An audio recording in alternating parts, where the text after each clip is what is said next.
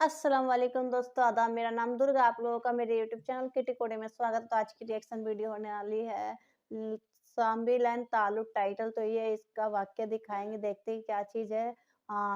Life of prompt محمد ہے پہلا، تو پھر جو اس کی ٹائٹل ہے نیچے کا شمویل اینڈ طالوت ہے، تو دیکھتے ہیں اس میں کیا دکھاتے۔ تو چلے ویڈیو سٹارٹ کرتے ہیں، لیکن اس سے پہلے آپ لوگ میرے چینل پہ نیو ہیں تو آپ لوگ میرے چینل کو سبسکرائب، لائک، شیئر کرنا مت بھولنا، بیل آئیکن پہ کلک کر دینا، جس سے آنے والی ساری ویڈیو کی نوٹیفیکیشن آپ کو سب سے پہلے مل سکے۔ تو چلے ویڈیو سٹارٹ کرتے ہیں۔ یسع علیہ السلام کی وفات کے بعد بنی اسرائیل بدحالی کا شکار ہو گئے۔ ان پر جابر حکمران مسلط ہو گئے۔ انہوں نے دین کو دنیا سے جدا کر دیا۔ ان حکمرانوں نے خوب ظلم کیا۔ بنی اسرائیل میں سے ہونے کے باوجود وہ بہت بڑے فاسق بن کر سامنے آئے۔ وہ لوگوں کو اپنا غلام بنا کر رکھتے۔ دوسری طرف بنی اسرائیل کئی معرکوں میں شکست سے دوچار ہوئے۔ بنو عمالقہ کے ساتھ ایک معرکے میں تو انہیں نہایت بری طرح شکست ہوئی، اور بنو عمالقہ نے بنی اسرائیل سے وہ تابوت چھین لیا جو کہ لکڑی کا تھا، اور وہ اس سے برکت حاصل کیا کرتے تھے۔ اپنے معرکوں اور لڑائیوں میں وہ اس کو ساتھ لے جایا کرتے تھے۔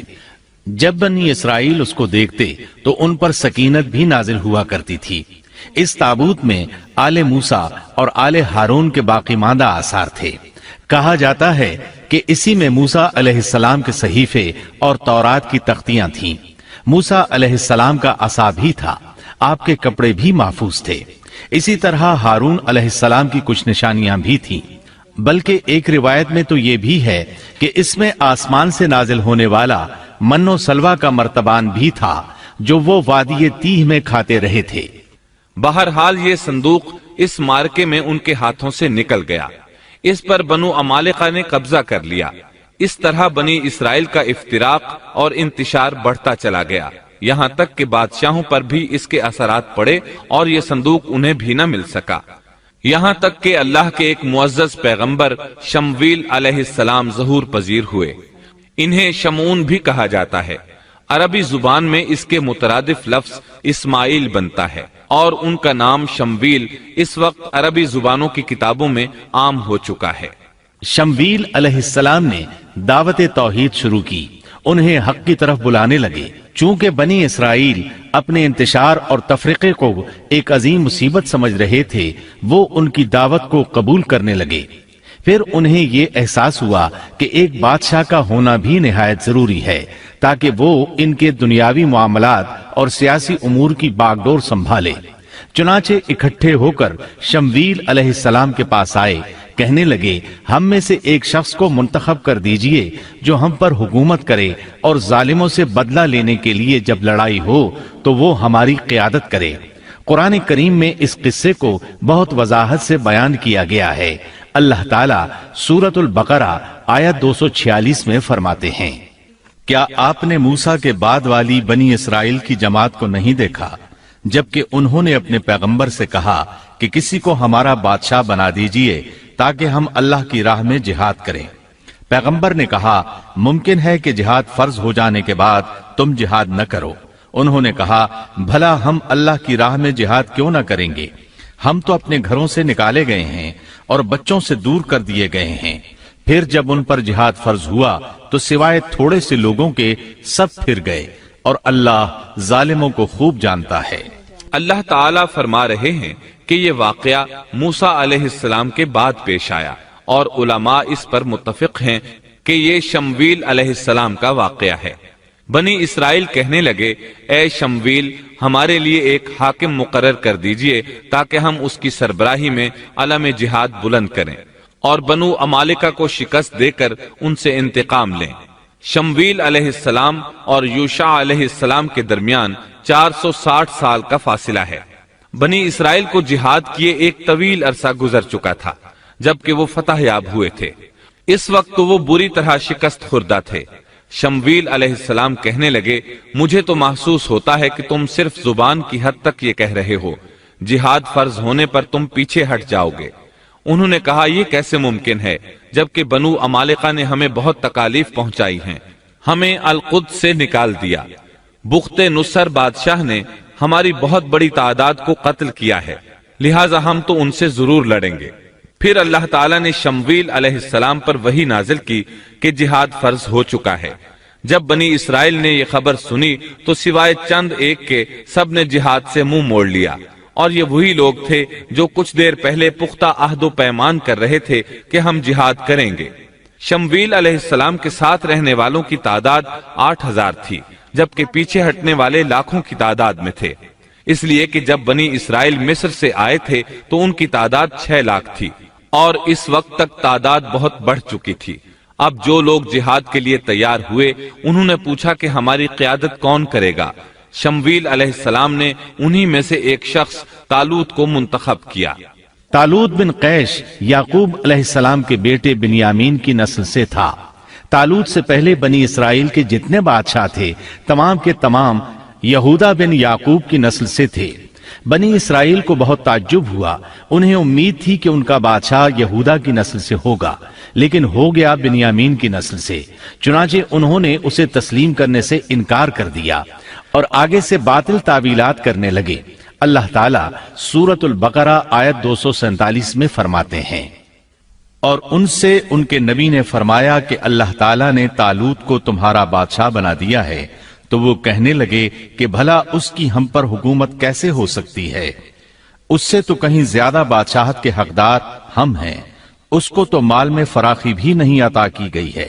नबी ने फरमाया, सुनो, अल्लाह ताला ने उसी को तुम पर बरगुजीदा किया है, उसे इल्मी और जिस्मानी बरतरी भी अता फरमाई है। बात यह है कि अल्लाह जिसे चाहे अपना मुल्क दे। अल्लाह ताला कुशादगी वाला, इल्म वाला है।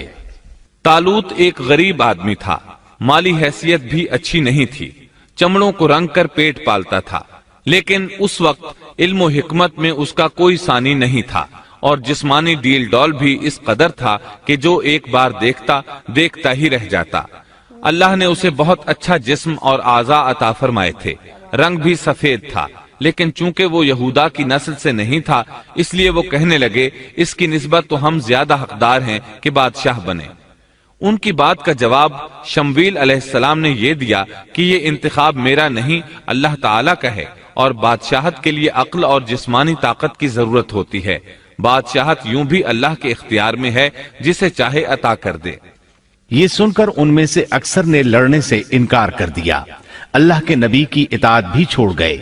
इस नाजुक मौके पर शमवील अलैहिस्सलाम ने उनसे कहा, अगर मैं तुम्हारे पास कोई ऐसा निशान और मौजज़ा ले आऊं जो साबित कर दे कि ये अल्लाह का इंतखाब है, तो क्या तुम मेरी बातों पर यकीन कर लोगे?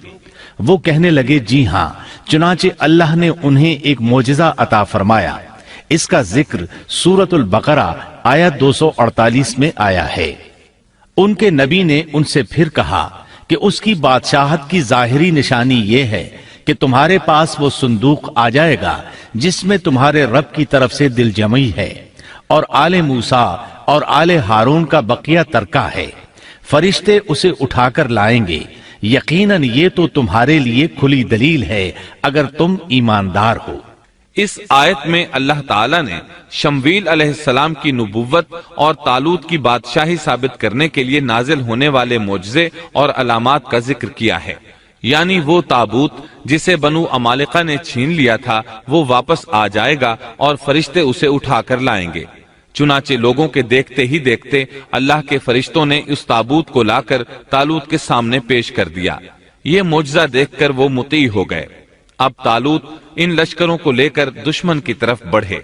अल्लाह ताला सूरतुल बकरा आयत 249 में फरमाते हैं, जब तालूत लश्करों को लेकर निकले तो कहा, सुनो, अल्लाह तुम्हें एक नहर से आजमाने वाला है।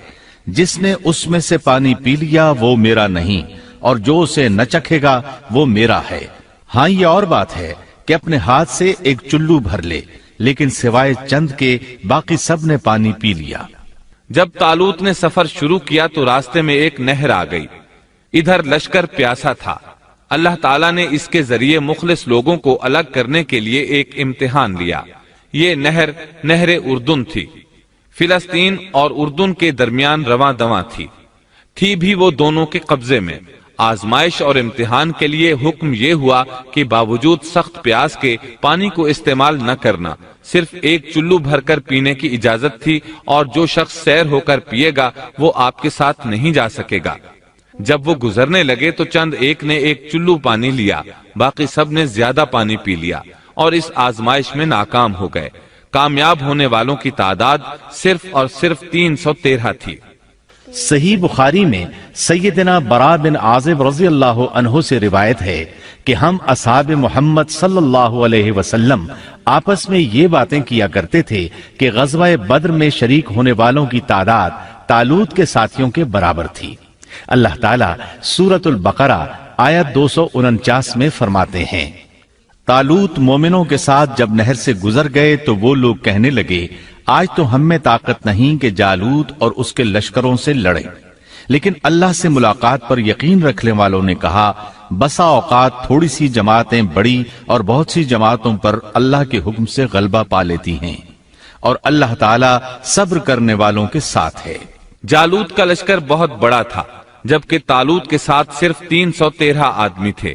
ये सूरत हाल देखकर बनी इसराइल घबरा गए, बोले हम तो तादाद में बहुत थोड़े और निहायत कमजोर हैं, किस तरह इनसे जिहाद कर सकते हैं।